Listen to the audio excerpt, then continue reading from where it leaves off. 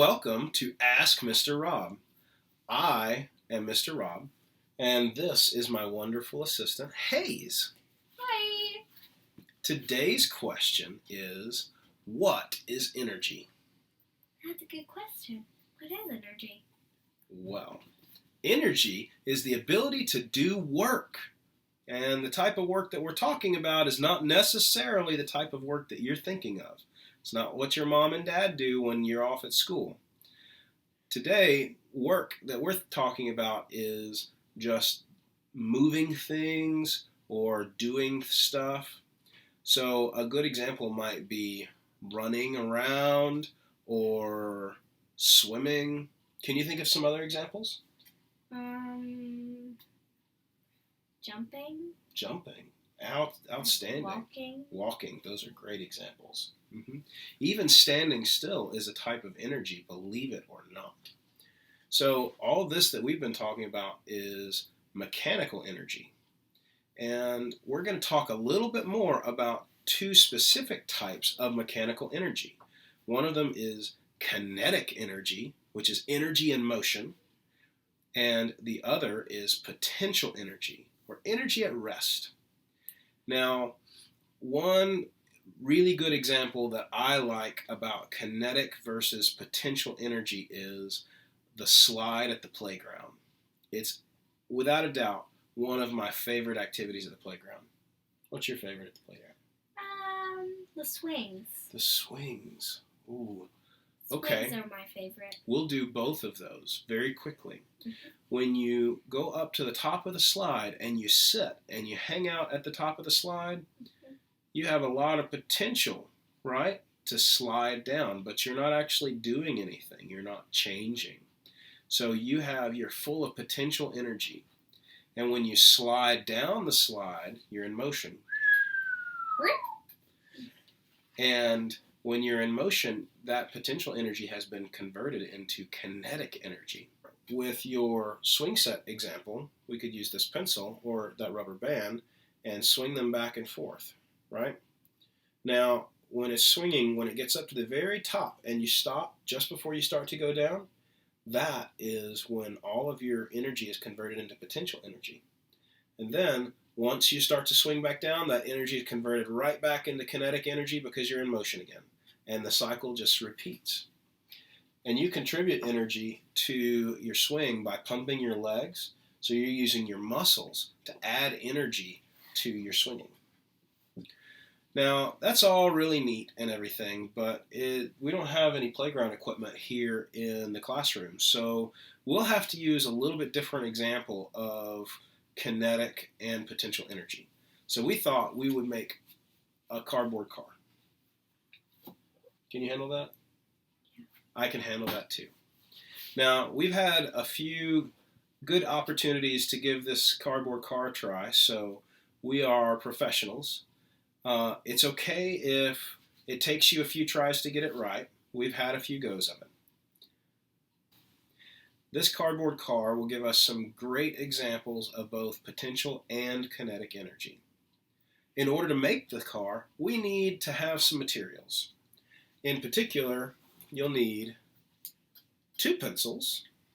One with a hole and one without. Yeah, we'll have to make the hole. 1 thumbtack, which will help you make the hole. 1 paper clip. 1 piece of cardboard, preferably rectangular, with or without decorations. And Some rubber bands, Absolutely. 1 big and 1 small, or 2 big and 2 small. We have lots of rubber bands. We have a whole pile of them. And you'll also need some wheels. Now you could go to the hobby store and buy some wheels, but we decided to use some CDs that we had laying around at the house. We have 4 of them. And because the hole in the middle of the CD is very large, we actually taped a piece of cardboard to the back of our CDs and then poked a hole in them. So all 4 of our CDs look very, very similar. Yep. Okay, now let's look at our cardboard. Any rectangular cardboard will do. it would be good if your cardboard is at least a little longer than both of your wheels. That way they don't run into each other. You'll need to take and crease your cardboard twice and then fold the pieces together. And what you're trying to do is you're trying to wind up with something that's U-shaped. We also found that it was really helpful to put a rubber band in the middle to help it keep its shape. Like that. Okay? Next, let's take our paper clip and bend it out where part of it goes backwards, and punch it through your cardboard just a little bit short of maybe halfway, like that. And then pinch it down on the back so that it all stays in place. Now let's set that aside and look at our pencils. As Hayes mentioned, one of the pencils needs to have a hole in it. In order to make that hole, we'll take our thumbtack and we'll press it about halfway into the pencil. We don't have to go all the way in. And you may do well to have some help from an adult or someone who is really good at using sharp objects. Now, we're ready to start working with our car. If you haven't already noticed, we've got holes on each end, very good, thank you, of our cardboard. And we made those with a hole punch. Hole punches are really handy. If you don't have one, you can probably get some help just to use a pencil to poke a hole. But you need the hole that you poked to be large enough for the pencil to spin freely. If it gets stuck or if it's bound up too tight, it won't work very well. So make it as loose as you can. If you need to, you can wiggle it around or do a little dance or whatever you need to make the hole a little bigger. Okay? So the pencil with the hole in it goes on the back side nearest that paper clip that we were talking about earlier. So we're going to put this guy in. Actually, let's take him out and put a wheel on. So we're going to take one of our wheels, it doesn't really matter which wheel, and slide it onto the pencil. And we've done this enough times to where our cardboard is kind of worn out. The pencil spins freely in the wheel, and that's not good for cardboard race cars. So I'm going to use a little tape to keep my pencil still. Okay? And then take your pencil and put it through the body of the car, and then do the next one. Hayes, do you want to do the second one? Excellent. Fantastic.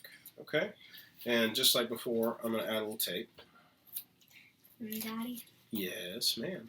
You can do the ones on this side. I'll be the Oh, that's excellent teamwork. I love that idea. Okay. Now, take your second pencil and put one of the wheels on. And I'm going to put it through the car. Maybe. There we go. And then the other one Hayes is going to do.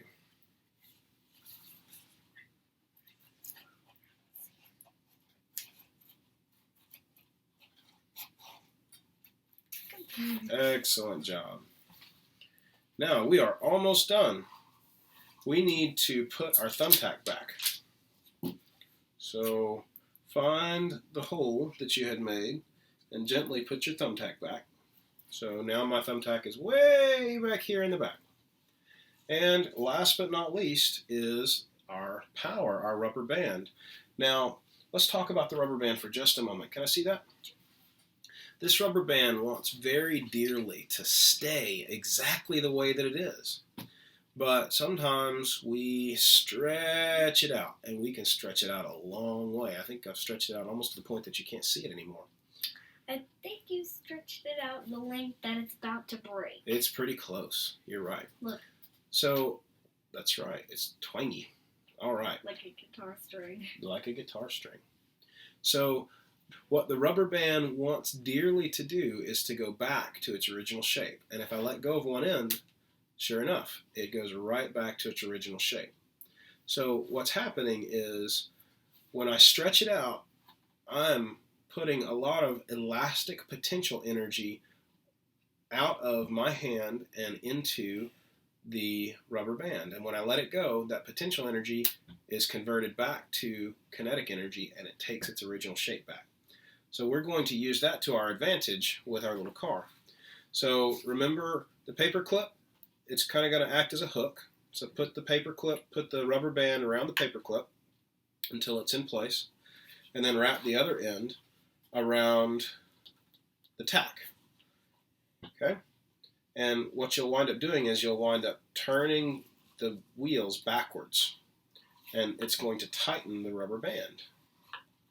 And if you tighten it too much, then you'll break your rubber band. But if you tighten it just enough, then you should be ready. Can you hold on to that real good? Sure. Okay. And when you're ready to give it a test drive, then roll it around. Whee! All right.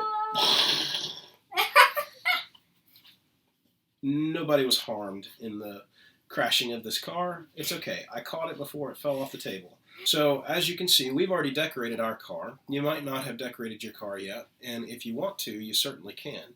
You could use pens or pencils, markers, stickers. We use stickers. And pen.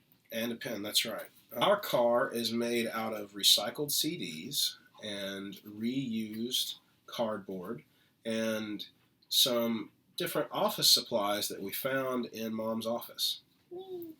And this will be lots and lots of fun for us. That's really fun. Spin. Very good, thank you. So we've had about as much fun as we can handle for right now. So we're going to go into the other room and play with our car.